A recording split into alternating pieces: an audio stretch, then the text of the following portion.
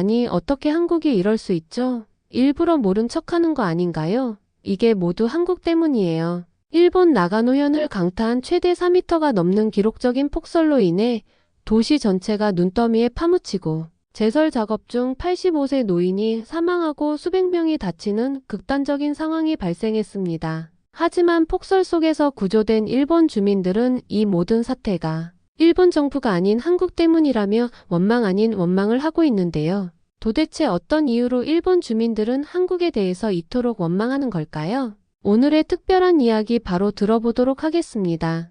저는 일본 NHK 재난보도팀의 아사쿠라 미츠코입니다. 15년 경력의 베테랑 재난 취재기자로 다오카이도의 화산 폭발부터 간토 지역의 홍수, 오사카의 태풍까지 수십 번의 자연재해 현장을 누볐습니다. 그 많은 재난 현장 속에서도 한 번도 마음이 흔들리지 않았던 저였지만 나가노현의 폭설은 달랐어요.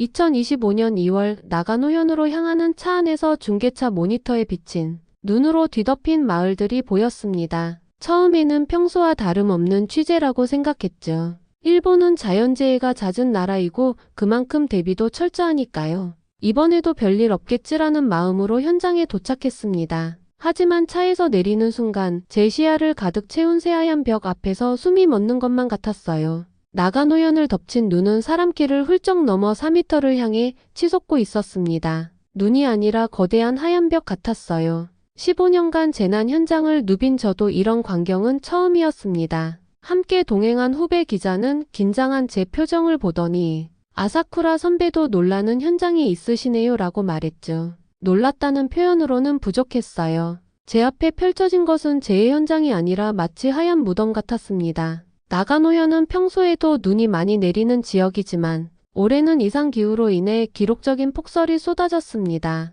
현지 기상대에 따르면 48시간 동안 약 2.5m의 눈이 내렸고 몇몇 고지대 마을에서는 4m에 육박했다고 합니다. 이는 과거 100년 동안의 기록을 훨씬 뛰어넘는 수치였어요. 게다가 기온이 급격히 떨어지면서 적설량이 녹지 않고 계속 쌓여가고 있었습니다. 마을로 들어가려 했지만 대부분의 도로는 이미 차단된 상태였어요. 자위대와 현 소속의 제설 차량들이 긴급도로를 확보하기 위해 분주히 움직이고 있었지만 눈은 제설 속도보다 더 빠르게 쌓여갔습니다. 결국 저희 취재진도 특수제설 장비를 갖춘 자위대 차량의 도움을 받고서야 겨우 마을 입구에 접근할 수 있었어요. 현지에 도착한 지 채 하루도 지나지 않아 첫 번째 사망자 소식이 들려왔습니다. 모리카와라는 마을에서 85세 노인이 자택 앞에서 제설 작업 중에 변을 당했다는 소식이었죠. 즉시 취재 장비를 꾸려 현장으로 달려갔습니다. 마을에 도착하자 삽을 든 노인들이 눈 속에서 힘겹게 길을 내고 있는 모습이 보였습니다. 그들 중 대부분이 80대 이상으로 보였어요. 추위에 떨며 눈을 치우는 모습이 너무나 안타까웠습니다. 마을 관계자를 만나 상황을 물었어요. 왜 이리도 나이 많은 노인들이 직접 제설 작업을 하고 있나요? 매뉴얼상 각자 자기 집 앞은 스스로 치우게 되어 있습니다. 그의 대답은 건조했어요. 노인들이 자택 앞 눈을 치우는 모습을 카메라에 담으며 한 할아버지에게 다가갔습니다. 83세라고 하셨는데 손이 얼어붙은 듯 파랗게 변해 있고 입술은 하얗게 변색되어 있었어요. 괜찮으세요? 라고 묻자 노인은 집 앞 눈을 치우지 않으면 집에 들어갈 수 없으니까요.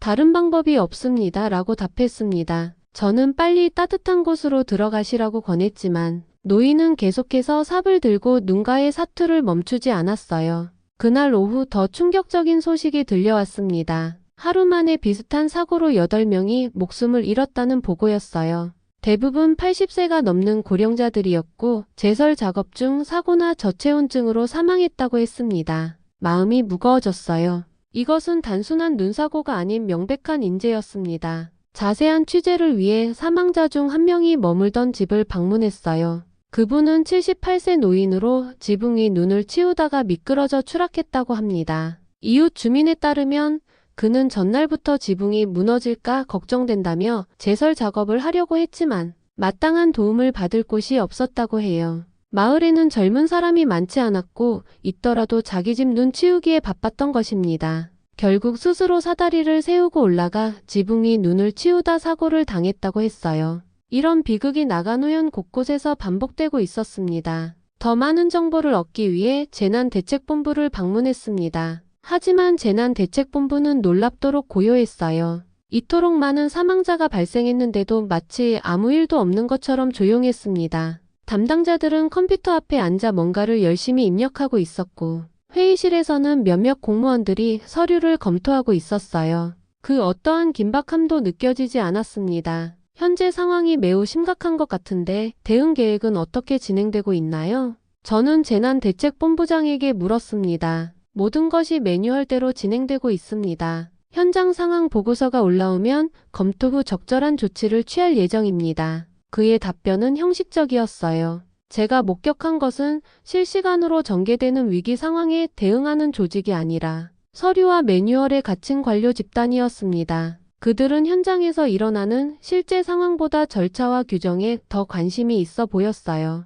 공무원들 간의 대화를 들어보니 내용은 더 충격적이었습니다. 그들은 구조활동보다 보고서 작성 방식과 상부의 지시를 기다리는데 더 많은 시간을 쏟고 있었어요. 인명피해가 속출하는 상황에서도 그들의 주된 관심사는 매뉴얼을 벗어나지 않는 것이었습니다. 이대로라면 더 많은 사망자가 발생할 텐데요 라고 우려를 표현했더니 한 공무원이 말했습니다. 그래서 우리가 매뉴얼을 철저히 검토하고 있는 겁니다. 적절한 절차를 따라야 합니다. 대책본부의 벽에는 각종 매뉴얼과 재난대응 플로우 차트가 빼곡히 붙어 있었습니다. 하지만 어느 것 하나 80대 노인이 혼자 제설 작업을 할 경우에 대한 대응책은 없어 보였어요.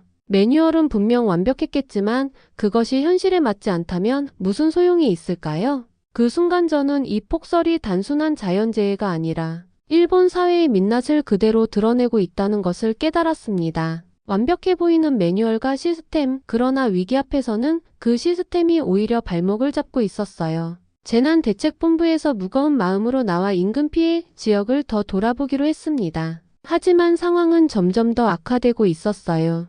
강풍이 불어 시야가 제한되고 기온은 영하 15도까지 떨어졌습니다. 길거리에서는 제설 작업 중인 사람들의 움직임이 점점 더뎌지고 있었죠.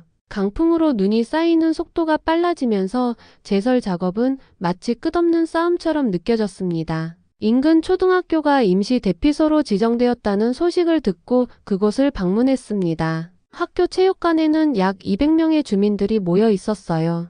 담요 몇 장과 간이 침대가 놓여 있었지만 많은 사람들이 바닥에 앉아 있었죠. 대피소에는 뜨거운 음식이 없었고 배급되는 것은 찬 주먹밥과 물뿐이었습니다. 난방도 제대로 작동하지 않아 실내 온도는 5도 정도에 불과했어요. 대피소를 관리하는 담당자에게 상황을 물었더니 구호물품은 창고에 있지만 아직 상부의 승인이 떨어지지 않았습니다 라고 했어요. 제 눈에 따뜻한 옷가지와 침구류, 핫팩 등이 쌓여있는 창고가 보였습니다. 하지만 그것들은 모두 문이 잠겨있는 창고 안에 갇혀 있었죠. 대피소에서 만난 한 노부부는 집 지붕이 눈의 무게로 일부 무너져 대피했다고 했습니다. 85세 할아버지는 담요 하나로 몸을 감싸고 떨고 있었어요. 도움을 요청했지만 아무도 오지 않았습니다. 결국 마을 청년 몇 명이 도와주어 여기까지 올 수 있었어요 라고 말씀하셨습니다. 할머니는 공무원들은 서류만 작성하고 있어요. 실제로 우리에게 필요한 것이 무엇인지는 관심이 없는 것 같아요 라고 덧붙이셨죠. 임시 대피소를 취재한 후 저는 홋카이도 신치토세 공항으로 향했습니다. 폭설로 모든 항공편이 취소되어 1600명이 넘는 관광객들이 공항에 발이 묶였다는 소식이 들려왔기 때문이었어요. 공항에 도착하자 믿기 힘든 광경이 펼쳐졌습니다. 로비와 대합실은 바닥에 누워있거나 앉아있는 사람들로 가득 찼어요. 담요 하나, 박스 하나로 밤을 지새우는 관광객들의 모습이 비참해 보였습니다. 불안과 초조함, 그리고 분노가 뒤섞인 분위기가 공항 전체를 감싸고 있었어요. 공항 내 카페와 레스토랑은 모두 문을 닫았고 자동 판매기의 음료와 간식도 거의 소진된 상태였죠. 공항 관계자에게 상황을 물어보니 폭설로 인해 물품 보급이 어렵습니다. 모든 비행기가 취소되었고 도로도 통행이 어렵습니다 라고 답했어요. 하지만 대책에 대해 묻자 그는 어깨만 으쓱했습니다. 매뉴얼에 따라 진행 중입니다 라는 뻔한 대답이 돌아왔어요. 이때 눈에 띄는 것은 중국인 관광객들이었습니다. 그들 중 상당수가 크게 화가 난 상태였어요. 한 중국인 관광객은 눈치우기 체험 관광상품이라는 프로그램으로 왔다고 했습니다. 1인당 약 230만 원이나 내고 왔는데 지금은 체험이 아니라 재난 속에 갇혔다는 것이었어요. 그 말을 듣고 의아했습니다. 사람들이 돈을 내고 눈을 치우러 온다는 게 믿기지 않았지만 실제로 삿포로의 여행사들이 눈을 자주 볼 수 없는 중국 남부 지역 관광객들을 대상으로 이런 특이한 상품을 판매하고 있었다는 사실을 알게 되었어요. 일본 항공사들의 대응은 실망스러웠습니다. 그들은 기상 상황으로 인한 불가항력적 상황이라며 대체 항공편이나 숙박에 대한 실질적인 조치를 취하지 않고 있었어요. 공항 측에서 준비한 것이라고는 일부 승객들에게 나눠준 도시락과 종이 담요가 전부였습니다. 대부분의 관광객들은 공항 라운지의 바닥이나 벤치에서 잠을 청할 수밖에 없었어요. 이런 상황에서 유독 질서정연하게 움직이는 한 무리가 눈에 띄었어요. 투박한 어조의 중국인도 아닌 조근조근한 어조의 일본인도 아닌 바로 한국인 관광객들이었습니다. 그들은 자체적으로 공간을 정리하고 가진 것을 나누고 노약자들을 위한 자리를 마련하고 있었어요. 마치 작은 지휘자가 있는 것처럼 효율적으로 움직이는 모습이 눈에 확연히 들어왔습니다. 한국인 관광객들 중심에는 박민성이라는 사람이 있었습니다. 그는 서툰 일본어로 다른 승객들에게 상황을 설명하고 자신들이 가져온 비상식량과 물품을 나누는 역할을 자연스럽게 맡고 있었어요. 그의 지도 아래 한국인 관광객들은 체계적으로 상황에 대처하고 있었습니다. 그들은 스스로 가지고 있는 식량과 물을 배분하고 비상용품을 공유하고 노약자를 돕고 인간띠를 만들어 구호물품을 운반하는 등 인상적인 모습을 보여줬어요. 박민성 씨에게 상황을 물어보니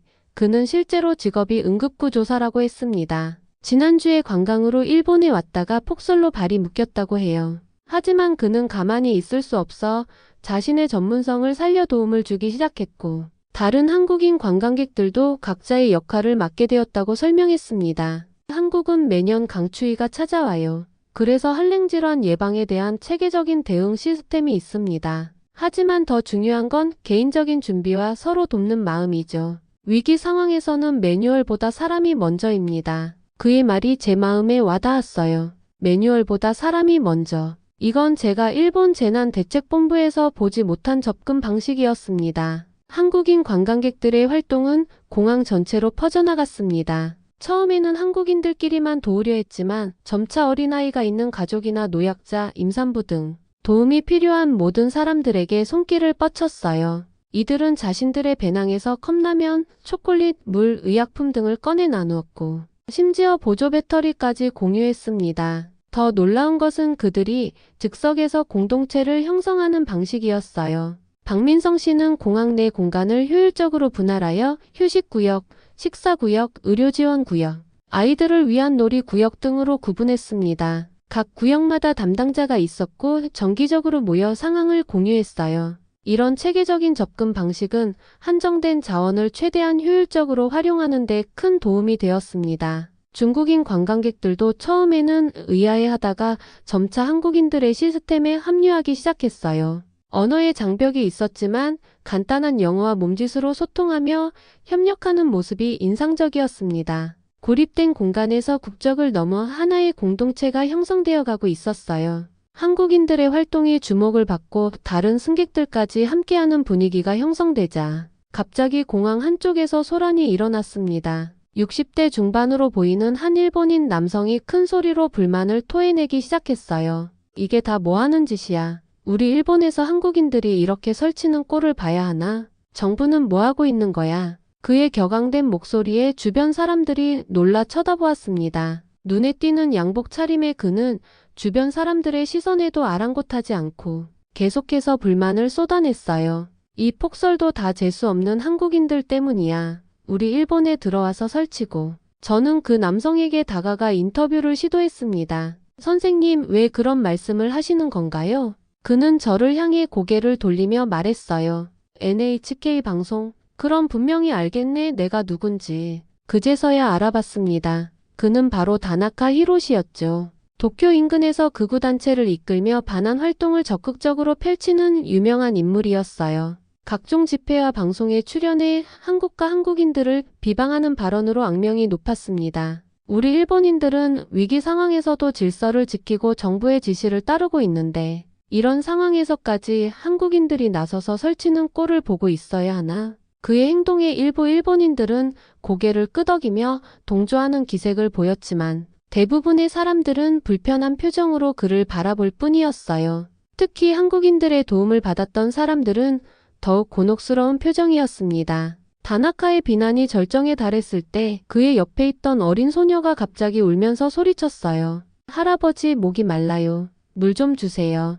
그제서야 그는 말을 멈추고 주변을 둘러보았습니다. 하지만 그의 주변에는 물을 가진 사람이 없었어요. 모두들 그의 험악한 기세에 눈길을 피하고 있었죠. 바로 그때 박민성 씨가 조용히 다가와 그의 손녀에게 물병을 건넸습니다. 다나카는 깜짝 놀란 표정으로 박민성 씨를 바라보았어요. 그의 얼굴에는 복잡한 감정이 교차했습니다. 분노와 당혹감, 그리고 어쩌면 부끄러움까지요. 이 작은 순간이 공항 전체의 분위기를 바꾸었어요. 다나카는 더 이상 큰 소리로 비난하지 않았고 조용히 한쪽 구석으로 물러갔습니다. 그의 손녀는 오히려 한국 아이들과 함께 놀기 시작했어요. 이 장면을 지켜보며 저는 깊은 생각에 잠겼습니다. 때로는 가장 단순한 행동이 가장 강력한 메시지를 전달한다는 것을요. 처음에는 한국인 관광객들의 행동에 비판적이었던 일본인들도 점차 달라지기 시작했습니다. 위기 상황이 계속되면서 사람들은 규칙보다 생존과 협력이 더 중요하다는 것을 깨달아가고 있었습니다.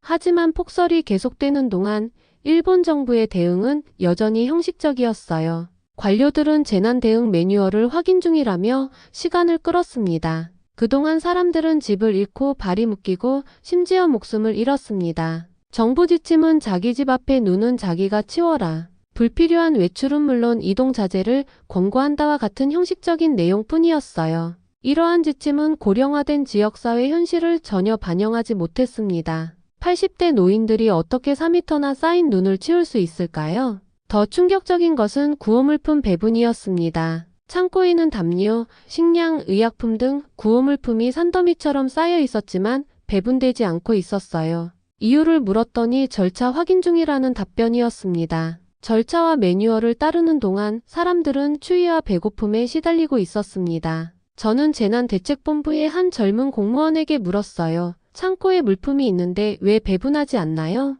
그는 작은 목소리로 대답했습니다.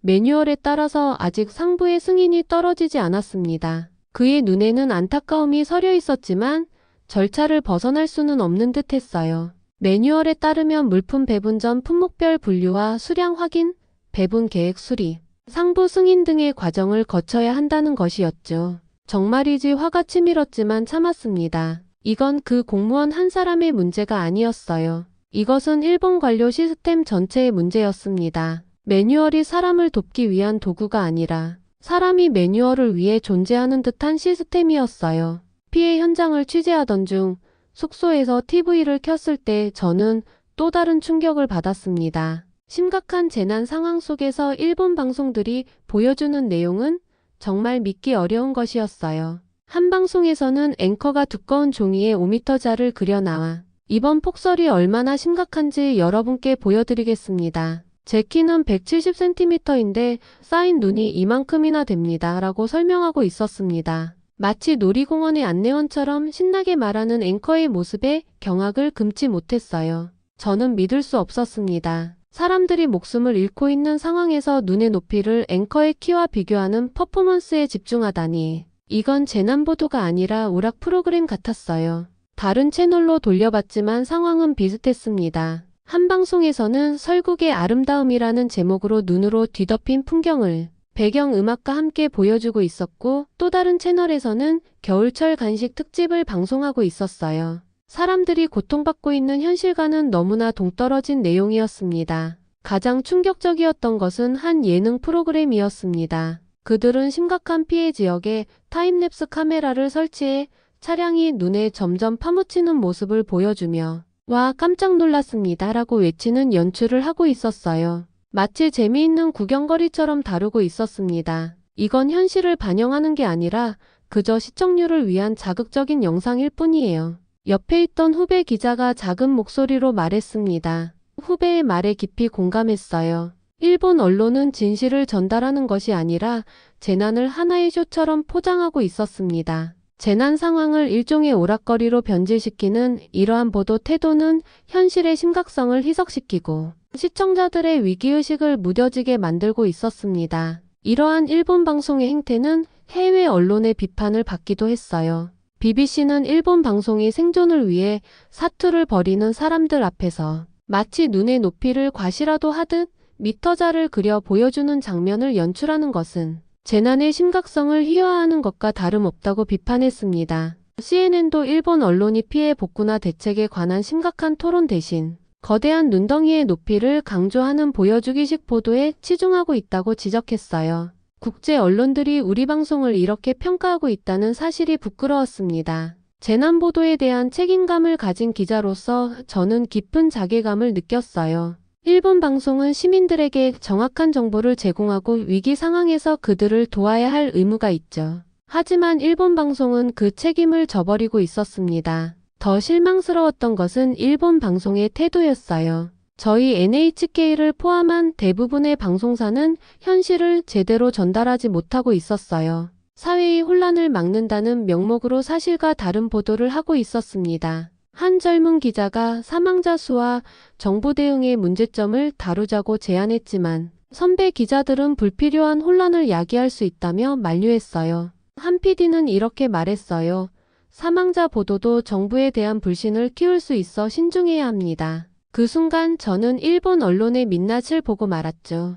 일본 방송은 진실을 전달하는 것이 아니라 사회적 안정이라는 명목 하에 현실을 포장하고 있었어요. 더 충격적이었던 것은 재난대책본부에서 들은 일부 일본인들의 발언이었습니다. 저는 한 고위 공무원이 이렇게 말하는 것을 들었어요. 과거 구마모토 지진이나 노토반도 지진처럼 한국이 도움을 줘야 하는 것 아닌가요? 왜 이번엔 돕지 않는 거죠? 처음에는 제 귀를 의심했습니다. 그런데 더 놀라운 발언이 이어졌어요. 원래 이번 폭설은 기상 패턴으로 봤을 때 한국으로 향해야 하는 거였어요. 일본이 대신 맞은 거니까 한국이 와서 치워야 하는 게 당연하지 않나요? 저는 그 말을 듣는 순간 믿을 수 없었습니다. 자연재해를 마치 다른 나라에 떠넘길 수 있는 것처럼 말하다니요. 더구나 고위 공직자가 그런 말을 한다는 것이 충격적이었어요. 이런 생각이 일부 고위층만의 것인 줄 알았는데 현장 취재 중에도 비슷한 발언들이 나왔습니다. 한 마을의 임시 대피소에서 만난 70대 노인은 이렇게 말했어요.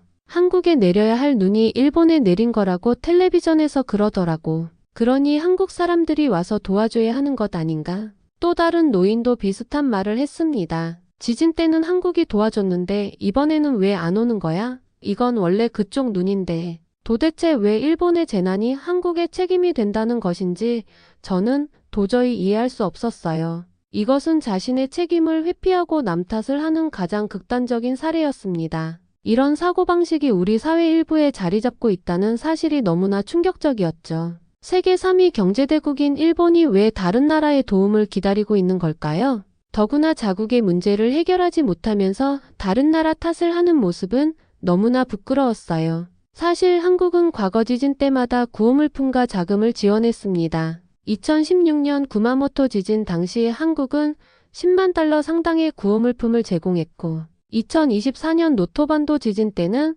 300만 달러를 지원했어요. 이런 사실을 알면서도 이번에는 왜 한국이 돕지 않냐며 원망하는 것은 자신의 책임을 회피하고 남 탓을 하는 전형적인 모습이었습니다. 폭설이 조금 누그러진 후 저는 이 모든 경험을 바탕으로 특별 다큐멘터리를 제작하기로 결심했습니다. 매뉴얼에 갇힌 나라라는 제목의 다큐멘터리는 일본 정부와 언론의 부실한 대응, 그리고 그 속에서 빛난 한국인 관광객들의 단결된 모습을 솔직하게 담았어요. 이 다큐멘터리의 제작 과정은 결코 쉽지 않았습니다. 내부적으로도 많은 반대와 우려의 목소리가 있었으니까요. NHK 편성회의에서 저의 기획안을 발표했을 때 처음에는 차가운 침묵이 흘렀어요. 선배 PD 한 명이 이런 내용은 국가 이미지를 실추시킬 수 있다며 우려를 표했고, 다른 임원은 한국인들의 활약을 과도하게 부각시키는 것은 적절하지 않다는 의견을 내놓았습니다. 하지만 저는 굴하지 않고 진실을 전달하는 것이